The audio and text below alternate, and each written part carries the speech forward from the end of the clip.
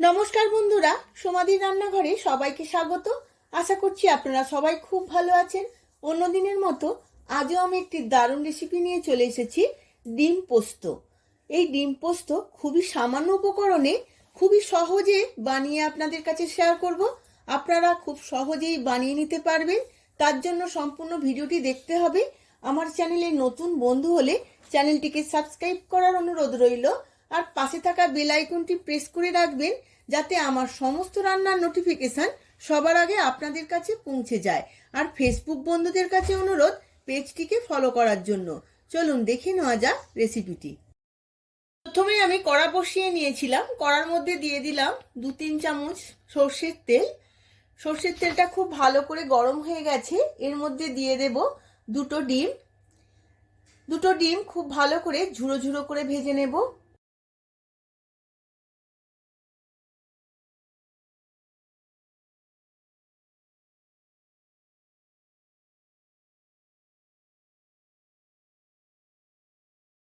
ডিমগুলো ভাজা হয়ে গেছে, এবার তুলে নেব। আবারও কড়া বসিয়ে নিয়েছি। কড়ার মধ্যে দিয়ে দেব 3 চামচ সর্ষের তেল। সর্ষের তেলটা গরম হয়ে গেছে। এবার ফোড়নে দিয়ে দেব 1/2 চামচ 5 ফোড়ন, আর দেব 3-4টে চেরা কাঁচা লঙ্কা। ফোড়নটা খুব ভালো করে ভেজে নেব। ফোড়নটা খুব ভালো করে ভাজা হয়ে গেছে। এখন এর মধ্যে দিয়ে দিলাম একটা বড় সাইজের কেটে রাখা পেঁয়াজ, আর দুটো ডুমো ডুমো করে কেটে রাখা আলু আর পেঁয়াজ খুব ভালো করে ভেজে নেব। আলু আর পেঁয়াজ ভালো করে ভাজা হয়ে গেছে। এখন দিয়ে দিলাম স্বাদ মতো নুন, আর দেব 1/2 চামচ হলুদ গুঁড়ো, আর 1/2 চামচ কাশ্মীরি লঙ্কার গুঁড়ো। আমি যেহেতু কাঁচা লঙ্কা ব্যবহার করেছি তাই ঝাল লঙ্কার গুঁড়ো দিলাম না। সমস্ত মশলাটা হালকা করে ভেজে নিয়ে দিয়ে দেব জল।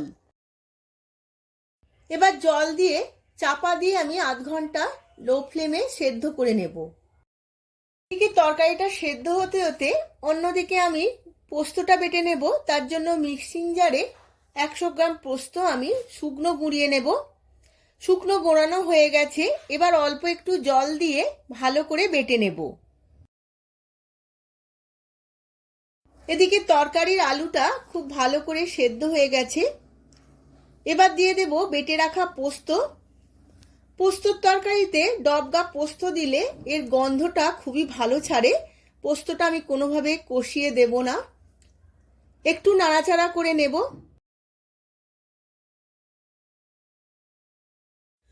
পোস্তটা খুব ভালোভাবে মিশে গেছে। এবার ভেজে রাখা ডিমগুলো দিয়ে দিলাম। এইভাবে আরো 2-1 মিনিট খুব ভালো করে নাড়াচাড়া করে নেব যাতে খুব শুকনো হয়ে যায়।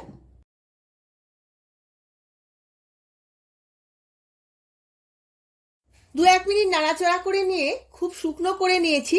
এখন এর মধ্যে দিয়ে দিলাম 2 চামচ সর্ষের তেল। পোস্তর তরকারিতে কাঁচা সর্ষের তেল বা কাঁচা পোস্ত দিলে এর ফ্লেভারটা খুবই সুন্দর আসে। ডিম পোস্ত একদম রেডি হয়ে গেছে। আমি সার্ভ করে নিয়েছি। এই রকম ডিম পোস্ত গরম ভাতে দারুণ লাগে। আপনারাও একইভাবে বানিয়ে ফেলুন বাড়িতে। আর কেমন হয়েছে আমার কমেন্ট বক্সে জানাতে কিন্তু ভুলবেন না। ভিডিওটা যদি ভালো লেগে থাকে ভিডিওটিতে লাইক শেয়ার করবেন। ধন্যবাদ।